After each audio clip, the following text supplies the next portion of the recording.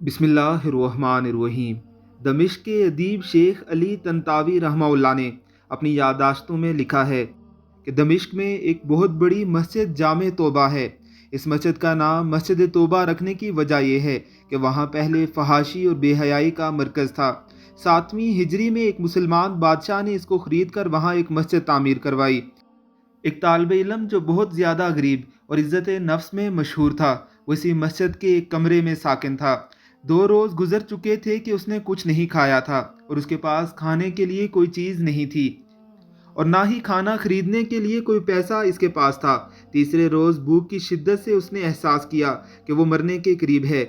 سوچنے لگا کہ اب میں اضطراری حالت میں ہوں کہ شرعاً مردار یا ضرورت کے لیے چوری جائز ہے، اسی بنا پر چوری کا راستہ بہترین راہ تھی۔ شیخ طنطاوی رحمہ اللہ فرماتے ہیں، یہ سچا واقعہ ہے اور میں ان لوگوں کو اچھی طرح جانتا ہوں اور اس واقعے کی تفصیل سے آگاہ ہوں۔ یہ مسجد ایک قدیمی محلے میں واقع ہے۔ وہاں تمام مکانات قدیمی طرز پر اس طرح بنے ہوئے ہیں کہ ایک دوسرے کی چھتیں آپس میں ملی ہوئی ہیں اور چھتوں ہی سے سارے محلے میں جایا جا سکتا ہے۔ یہ جوان مسجد کی چھت پر گیا اور وہاں سے محلے کے گھروں کی طرف چل دیا۔ پہلے گھر میں پہنچا تو دیکھا وہاں کچھ خواتین ہیں، تو سر جھکا کر وہاں سے چلا گیا۔ بعد والے گھر پہنچا تو دیکھا گھر خالی ہے، لیکن اس گھر سے کھانے کی خوشبو آ رہی ہے۔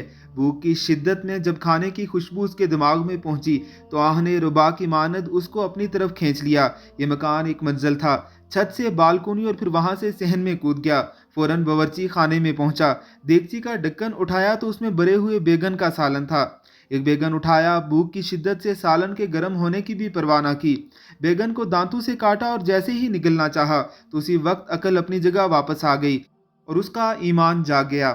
اپنے آپ سے کہنے لگا، خدا کی پناہ میں طالب علم ہوں، لوگوں کے گھروں میں گھسوں اور چوری کروں۔ اپنے اس فعل پر شرم آ گئی، پیشمان ہوا اور استغفار کیا اور پھر بیگن کو واپس دیگچی میں رکھ دیا۔ جیسے آیا تھا ویسے ہی سہما ہوا واپس لوٹ گیا اور مسجد میں داخل ہو کر شیخ کے حلقہ درس میں داخل ہوا۔ بھوک کی شدت سے سمجھ نہیں پا رہا تھا کہ شیخ کیا درس دے رہے ہیں۔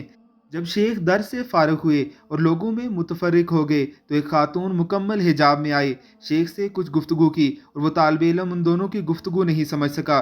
شیخ نے اپنی طرف سے نگاہ کی تو اس طالب علم کے علاوہ کسی کو وہاں نہ پایا۔ پھر اس کو آواز دی اور کہا، تم شادی شدہ ہو؟ جوان نے کہا، نہیں۔ شیخ نے کہا، تم شادی نہیں کرنا چاہتے؟ جوان خاموش رہ گیا۔ شیخ نے پھر کہا، مجھے بتاؤ تم شادی کرنا چاہتے ہو یا نہیں؟ اس جوان نے جواب دیا، خدا کی قسم میرے پاس ایک لقمہ روٹی کے لیے پیسے نہیں ہیں، میں کس سے شادی کروں؟ شیخ نے کہا، یہ خاتون آئی ہے، اس نے مجھے بتایا ہے کہ اس کا شوہر وفات پا گیا ہے، اس شہر میں بے کس ہے، اس کا دنیا میں سوائے ایک ضعیف چچا کے کوئی عزیز اور رشتہ دار نہیں ہے۔ اپنے چچا کو یہ اپنے ساتھ لے کر آئی ہے اور وہ اس وقت اس مسجد کے گوشے میں بیٹھا ہوا ہے۔ اس خاتون کو اس کے شوہر کے گھر اور مال وراثت میں ملا ہے، اب یہ آئی ہے اور ایسے مرد سے شادی کرنا چاہتی ہے جو شرعاً اس کا شوہر اور اس کا سرپرست ہو، تاکہ تنہائی اور بدکار انسانوں سے محفوظ رہے۔ کیا تم اس سے شادی کرو گے؟ جوان نے کہا، ہاں۔ اور پھر اس خاتون سے پوچھا کہ تم اس کو اپنے شوہر کے طور پر قبول کرتی ہو؟ اس نے مثبت جواب دیا۔ شیخ نے اس خاتون کے چچا اور 2 گواہوں کو بلا کر ان دونوں کا نکاح پڑھوا دیا اور اس طالب علم کے بجائے خود اس خاتون کا مہر ادا کیا۔ پھر اس خاتون سے کہا کہ اپنے شوہر کا ہاتھ تھام لو۔ اس نے ہاتھ تھام لیا اور اپنے گھر کی طرف اپنے شوہر کی رہنمائی کی۔ جب گھر میں داخل ہوئی تو اپنے چہرے سے نقاب ہٹا دیا۔ وہ جوان اپنی زوجہ کے حسن و جمال میں مبہوت ہو گیا اور جب اس گھر کی طرف متوجہ ہوا تو دیکھا وہی گھر ہے جس میں وہ داخل ہوا تھا۔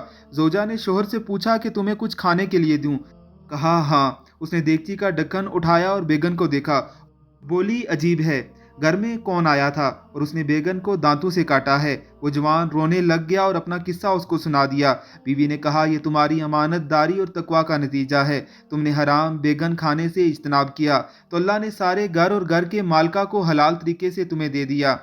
سبحان اللہ۔ جو کوئی اللہ کی خاطر کسی گناہ کو چھوڑ دے اور تقویٰ اختیار کرے تو اللہ اس کے بدلے میں بہترین چیز اس کو عطا کرتا ہے۔